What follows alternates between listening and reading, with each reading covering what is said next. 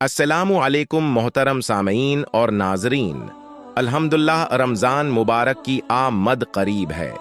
इस मुबारक महीने की तैयारी के सिलसिले में बातचीत की इस सीरीज़ में हम चंद अहम बातों पर गौर कर करेंगे और इंशा अल्लाह हम सब अपने दिल में इनकी जगह पाएंगे और अपने सीनों में इन बातों पर अमल के लिए कबूलियत महसूस करेंगे। रमज़ान मुबारक की तैयारी की इस सीरीज़ में वो बुनियादी नुकात जिन पर हम मुख्तसरन रोशनी डालने की कोशिश करेंगे, इनमें से चंद कुछ यूं हैं। रमज़ान मुबारक की तैयारी।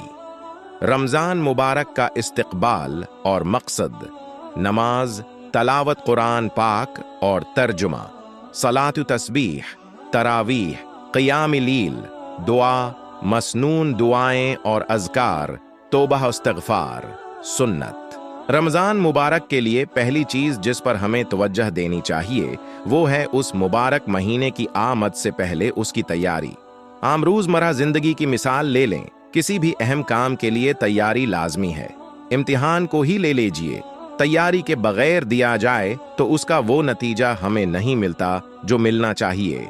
दुनियावी ज़िंदगी क़यामूर के साथ साथ इबादात में भी यही उसूल है। नमाज ही को ले लीजिए, आज़ान और वज़ू तैयारी ही तो है। तैयारी में दो चीज़ें आती हैं, ज़हनी तैयारी और दूसरी अमली तैयारी, और हम इन दोनों लिहाज से अमल पैरा होंगे इंशाअल्लाह। अल्लाह पाक हम सबका मददगार हो। आमीन सुम आमीन।